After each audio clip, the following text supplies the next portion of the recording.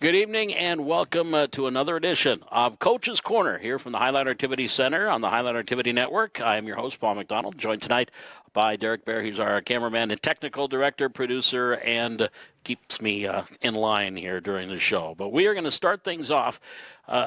Tonight's show, if the sport starts with a T and if the coach's name is Trevor, they're going to be on the show tonight. Coming up a little later on, we've got trap shooting with Trevor Hansen, and also we'll be talking with Trevor Bakalar, coach of track and field. And speaking of track and field, we have one of the athletes, senior Austin Shape, joining us. Austin, how you doing? Pretty good. You been a chance to get outside yet?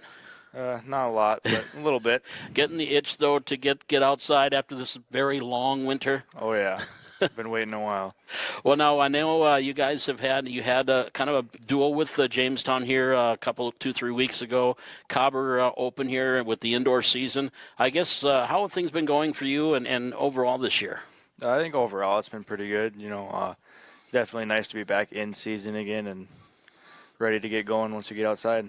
What events are you in Austin? The sprint, so the 100, the 200, and then I run the 4x1 and 4x2 relays. Anchor or lead? This year I'm anchoring. You are anchoring.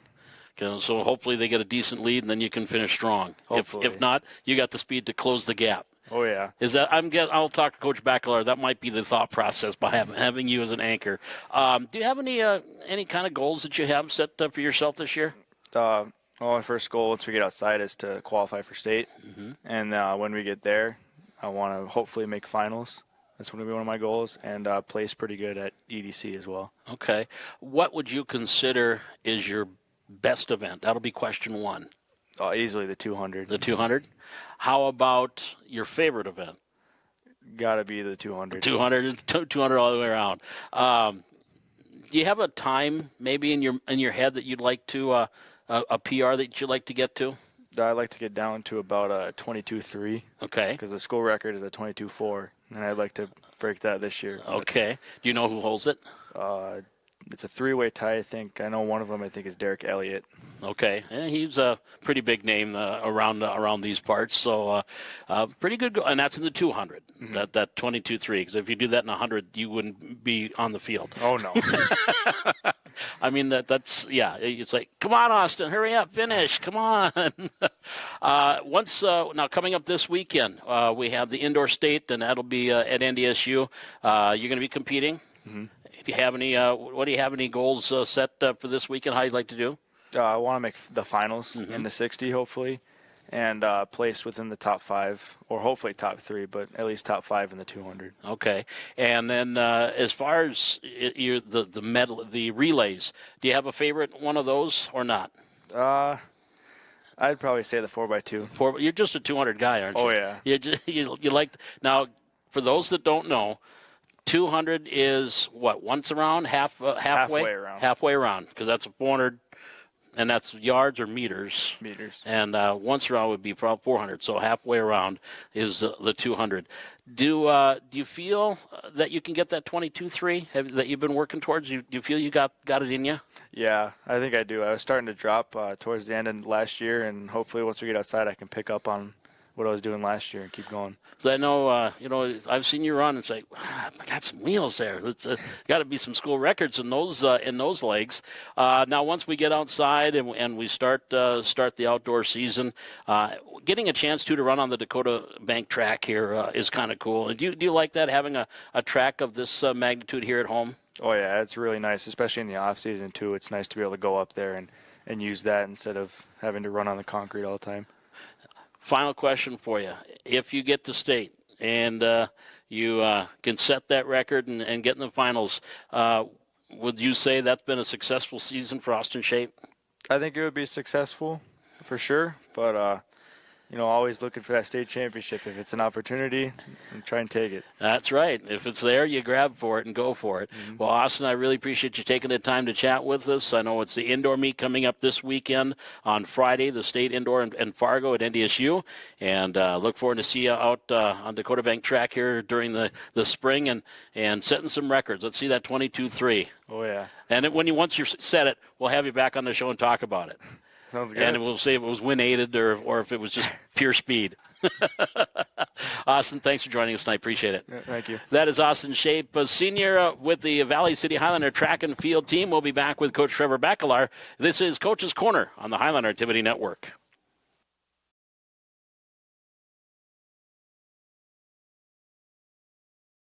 Lose anybody. Here on the Coach's Corner from the Highlander Activity Center, and we are now chatting with Coach Trevor Bakalar from the Highlander track and field team. We just got done talking with senior Austin Shape.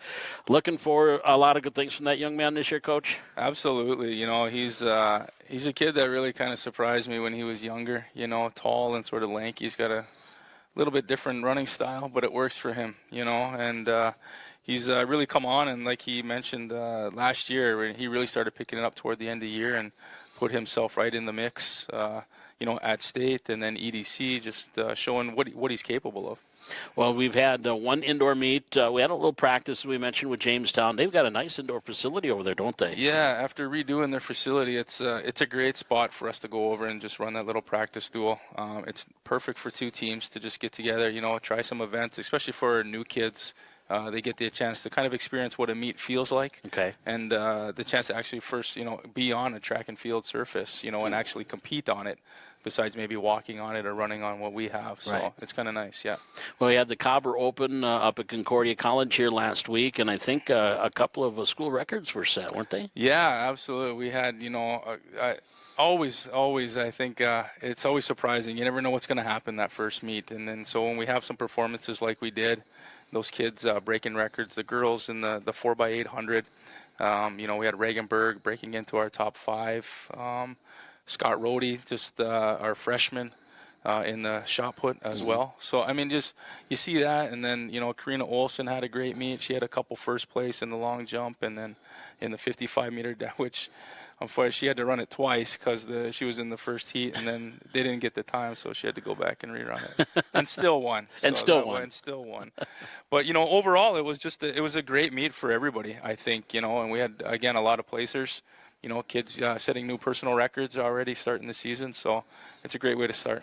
And just the fact that they're out there and getting a chance to compete, too. You mentioned, they got a little taste of it with Jamestown, but now you got a few more teams out there and a few more competitors, and just getting a chance to see somebody else out there other than the blue and white has got to be good just from a mental aspect, isn't it? Yeah, you know, you get to compete against a lot of teams. I know the Metro schools ran a bigger meet on Thursday just for the Metro team, so that it was nice to kind of have a little bit smaller meet to start with for a lot of kids, and then now we'll get ready and ramp up here for this Friday, and we'll see what the big Class A state indoor, you know, and again, it's a lot of competitors there.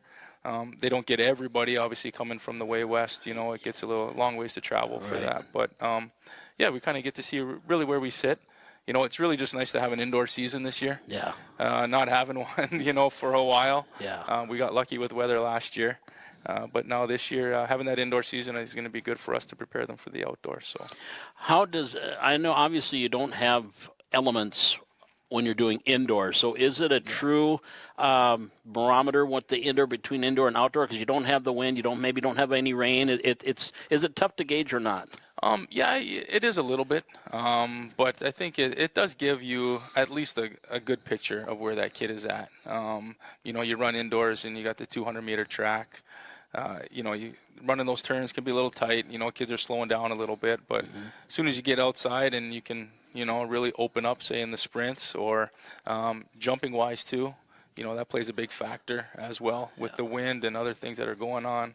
And those distance kids, I always feel sorry for them, but running lap after lap, and so now they get a chance to really stretch out, you know, and see where they're going with their events. So this week, as you mentioned, is the indoor state meet going on up in Fargo, and then the next day, some of the younger kids get a chance to compete too. Is that a junior high level or junior varsity? What's going on Saturday? Yeah, they call it a junior varsity meet, but it's basically for everybody that is not competing, you know, on Friday. So we'll take a small group of kids that we feel are ready right now to compete at that level. There's some limitations with entries, so it's nice to have that meet that second day where we can give kids opportunities to compete. You know, an example will be maybe I might be able to bring a kid on Friday, but they only do one event. Okay. Now I can take them on Saturday and they can do 3 or 4 events. Sure. So it's really nice for them. It's a good development thing. And so we'll see how it goes. And how about the outdoor? I think the first one that's scheduled is April 5th or something like that. Yeah, our first one here, home meet. It's really nice. We start out with the girls kick off our season, which is it's good, and then all the boys work the meet, so they get that experience, and then we do vice versa on the 7th. Okay. We run the boys, and then the girls help out. If the weather holds true, yes. I've already had a lot of emails and phone calls already from coaches. Are you having the meet? And I said, well, I don't know. We'll wait for Mother Nature to tell us what we're going to do. We do have a little backup plan. We do have an opportunity on the Monday to go back up to Grand Forks for an indoor if we can't go outside. Okay. So at least we're going to get something in that week. Sure. And then we'll just see where it goes from there. Is it important to have something every week if you can?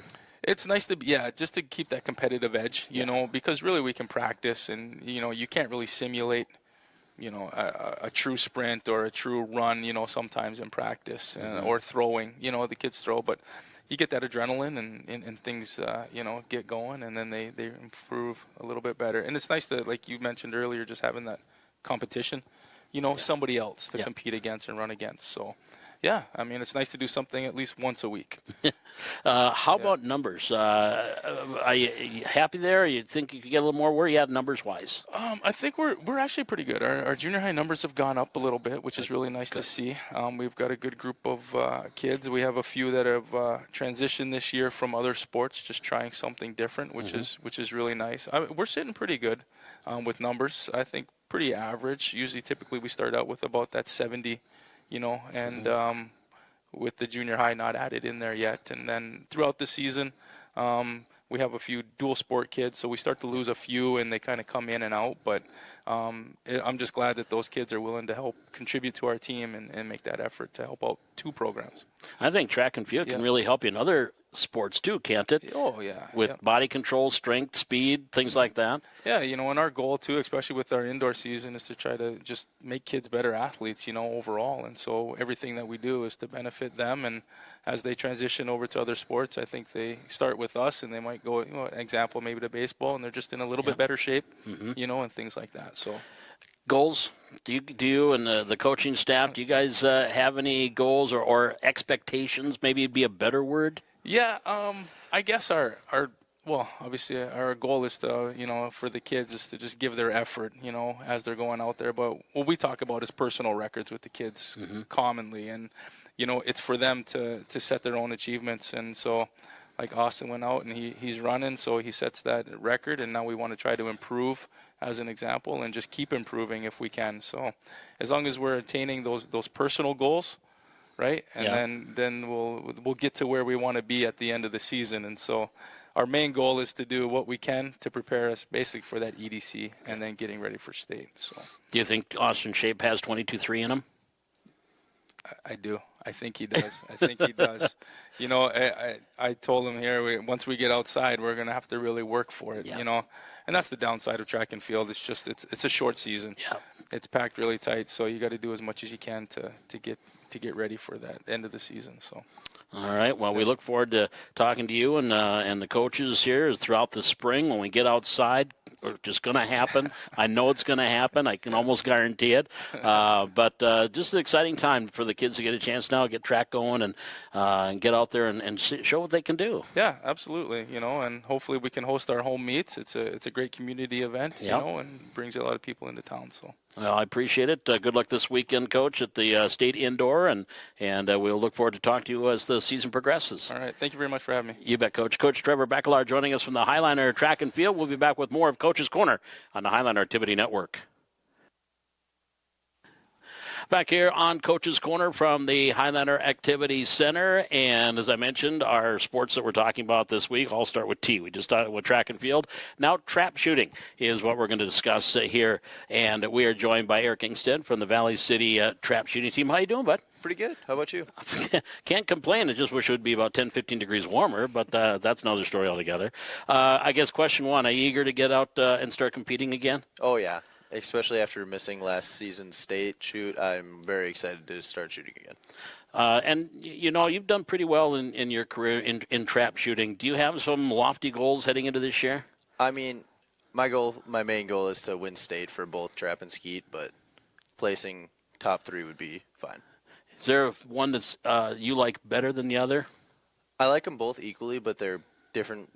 They're challenging a little differently because one is a lot more focused in your head. The other one is a lot more muscle memory. Okay, and I know we were talking about this here a little bit ago. 5-stand is something you're going to be competing in this year, and I know I'm not going to get too detailed on it, but it's a little more challenging than skeet or trap, isn't it? Yeah, even though the birds are always the same, they're always predictable. It's a lot more different angles, and you gotta learn your holds differently. It's way different than trap and skeet. But I feel if we practice enough, we'll be able to get high scores like trap and skeet. Have you done it before? Have you practiced it at all? I've shot it a couple times just for fun, but never anything like super serious like I have for trap and skeet. Sure. Super serious, and you are you like that now. Let's tell people to win state. What do you need to do? What kind of numbers? What kind of scores you need to have? I'm pretty sure that the state's been won with 100 straight before, so I'm going for 100 straight. I've done it a couple times, never at anything high school, but other shoots and stuff. And for skeet, anything above a 93 is looking pretty good, but I'm going for that 95 or above score. Have you done that before in practice? Yes. So you know you can do it. Yep. But when you get into state, is there a little bit more pressure on you? Yeah, there's more pressure. There's a lot more people around, and the conditions can change from hourly. So hopefully you get good conditions and you go from there. Yeah, because you're talking wind and or rain, so there's a lot of things you got to think about when you're shooting, and I'm sure you know, and fans may not know this, but I think United States won the gold medal in both men and women in trap shooting or skeet shooting here during the Olympics in Tokyo.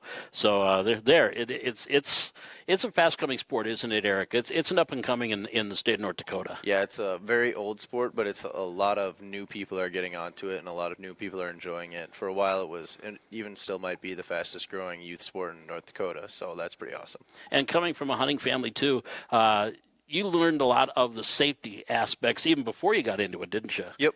So it was kind of easy to learn that. But is that something to a trap shooting? They really teach that? Yeah, they drive it hard in, especially the first day, but it's always safety there. If you're not being safe, they'll kick you off and give you a 0. Okay. So obviously safety first. Safety is number one. I guess final question for you, Eric. The season, I know you just were getting practices going here, and you talked about state. That's your goal. What do you feel you need to do here if you're going to get a dual state? You want to get dual state, don't you? Yep. So what kinds of things you need to do to get ready to get those dual state championships? I just got to get out there and keep shooting. I got to practice. I can't, you can go out and shoot and just have fun, but you can also shoot and learn from what you did. You can learn from your mistakes. You can keep on improving, keep on trying to, make sure you're doing the right thing, make sure your head's in the game. And if you keep doing that the entire time I practice at state, it'll be the same. And it'll be second nature. Yep. All right. Well, Eric, I appreciate it. Good luck on the season. I want to have you back when you get those state championships. So you got to get back with state to have your medals or ribbons or whatever and bring them with, and look forward to it. And good luck to you this season. Thank you. You bet. That is Eric Ingstad. He is with the trap shooting team from Valley City. We will be talking with Coach Trevor Hansen coming up next as Coach's Corner continues here on the Highliner Activity Network.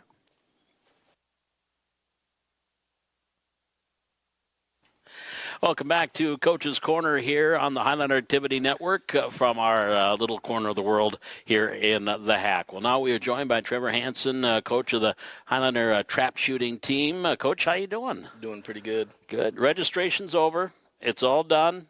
Numbers are in. How are you looking in that numbers department? Well, I wish we had a few more. Yeah. But we do have 31 registered for trap. We have 9, I believe, registered for skeet, and 10 registered for our new discipline called 5-stand. 5-stand, I was talking a little bit about it with Eric.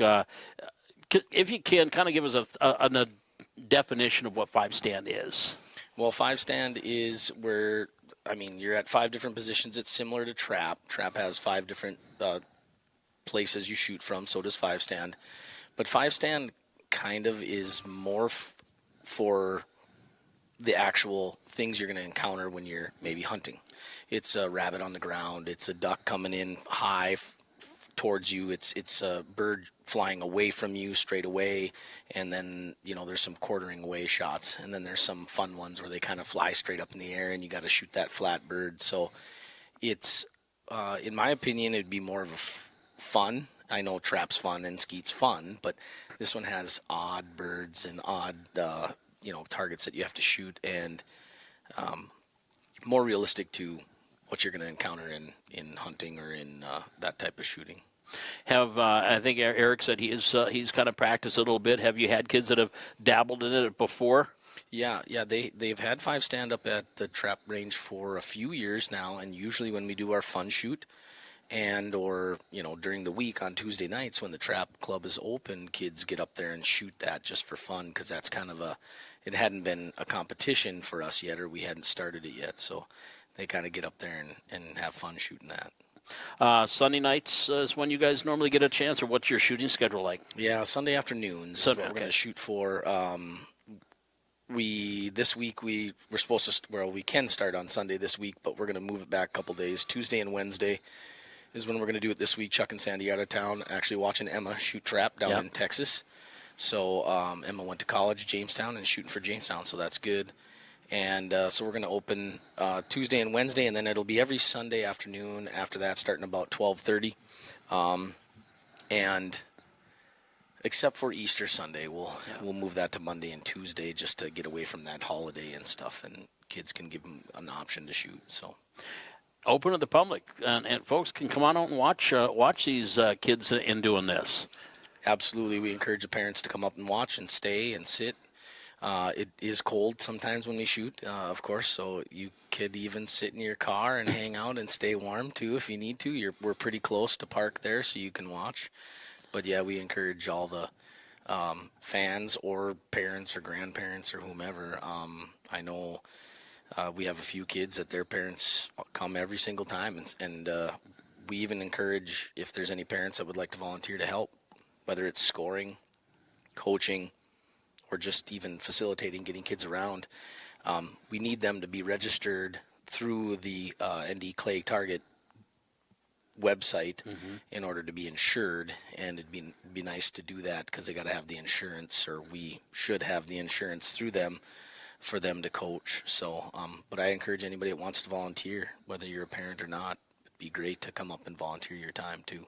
I asked this to Eric, and he had a great answer. And again to you, safety is one of the foundations of this, and teaching kids gun safety when they come out. Yep. Each kid has to have hunter education.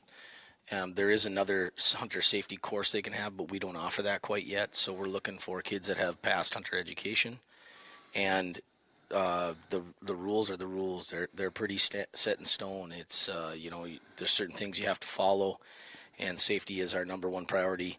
If we're not safe up there, there's a lot of things that could go wrong, and a lot of we probably will be out of trap shooting. So everything is super safe. Muzzles, actions, everything is super controlled, and if there's any problems, they're handled quickly and abruptly. So. As I mentioned, it's a growing sport, and not just in North Dakota, but all over. I know I dealt with it for a few years in Minnesota, where it's a fast-growing sport in Minnesota. You mentioned University of Jamestown has a trap shooting team. What do you think is the reason behind it? Because trap shooting's been around, but as far as an organized sport, it's growing. Is it just because this is a hunting area that a lot of people like to hunt? I'm sure it's a tough question to answer, but just curious, why do you feel it's such a fast-growing sport? I think it's unknown to a lot of people, because I think trap shooting was pretty active in the 80s and 90s, and then it kind of fell away with other things, other activities. But we get a lot of kids that don't play sports. We get a lot of kids, those kids that like to hunt, those kids that like to fish, those kids that like outdoors. We're in a pretty rural area, so we grow up in where people are hunting and fishing and doing that type of stuff. And the main reason I started the team and started coaching was because I like to hunt, and I want to see these kids grow up to be avid sportsmen and to appreciate the right to bear arms and that type of stuff. Eric was a runner-up. I think it was his last time he got a chance to shoot at a state, because, again, he didn't get a chance to shoot this spring because he was at basic. You got a couple of kids on this team that you feel can do well at the state level? Yeah, absolutely. Another high-level shooter, Evan Milkey. He's also a senior. Mitchell Broadwell is also another very good shooter, and Mitchell, kind of like Eric, excels at skeet really well, and Mitchell's a good trap shooter too. But his skeet scores are pretty darn good. He's right up there close to Eric, nipping on his heels, so it's nice to see those guys compete and shoot against each other in a friendly kind of way on our team, like, hey, push each other and get better. Yeah. And Evan's a very good trap shooter, and has developed as a skeet shooter, is getting better. So those are three guys that we look to lead our team. We do have quite a few seniors on the team. Trevor Bresky, Paige Caber, there's a few more I'm missing, but we have quite a few seniors. So we'll be an older team, and looking for those three guys for sure to lead our team, and hopefully, we can do well at the state shoot. Where do you feel is going to be some competition at the state level where another good team? Well, it honestly it's unknown, because you just don't know what you're going to have. Some of the good teams that we've had in the past, West Fargo Cheyenne has a very good team. Oak Grove used to have a very good team. It's going to depend a little bit what class we're in. Okay. We don't have a lot of kids, with our 30. So with our 30 kids, we're going to be in a less, I shouldn't say less, but lower class, I guess, if you want to call it that. Mm-hmm. Doesn't mean the shooting's any worse. It just means that we're based in, or the conference is based on how many kids you have. So if you have 100 kids out for trap, you're up in the top class. Mm-hmm. If you have 30 kids out for trap, we're probably down a little bit. So right. They don't want to have a team with 100 kids shoot against a team with 20 kids, just because that's, kind of like the size of the school. Like we have Class A, Class B type of stuff. So depending upon the size of your team is what class puts you there. So kids eager to get out there and get started? Yeah, we've had a lot of kids come in and ask if we're going to shoot. A lot of kids come in and say, is the trap club open or is it ready? And, it's not quite open yet, but it's pretty much there. So.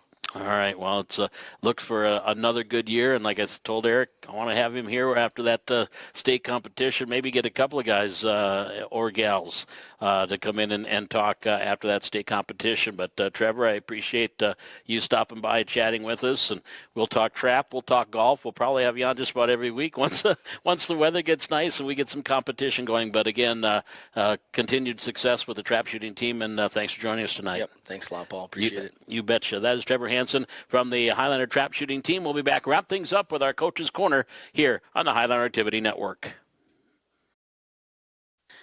Back here on Coach's Corner, wrapping up our show here on this Wednesday evening. And again, we'll always wrap it up by telling you what's coming up on the Highlander Activity Network. And coming up this Saturday, Parks and Rec having, again, a big basketball tournament. I believe that'll be 4th, 5th, and 6th graders. And you can have that on the basketball channel. And that'll be here at the Hack. And that'll be all day long, starting about 8, 9 o'clock in the morning and running all day long. And that's the next sporting event. Of course, we're on a little bit of a hiatus until we get outside and get some baseball and softball, track, and we get those events going here the first week in April. I know that the first baseball game is scheduled for April 5th.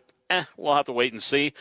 Same with softball, and then, as Coach Bakalar said, that's when the first track meet also is scheduled, is April 5th. But it is to be seen. We'll wait and see what the weather does. But that's going to wrap up things for this week. Want to thank our guests tonight, Trevor Bakalar and Austin Shape from the Highlander Track Team, and, of course, Eric Ingstad and Trevor Hansen joining us here from the Trap Shooting Team. We'll have more, and coming up next Wednesday, so join us here on Coach's Corner. Again, also my thanks to Derek Bear, our IT guy and cameraman here tonight. Again, next week, 6 o'clock, we'll have Coach's Corner here from the Hack on the Highlander Activity Network.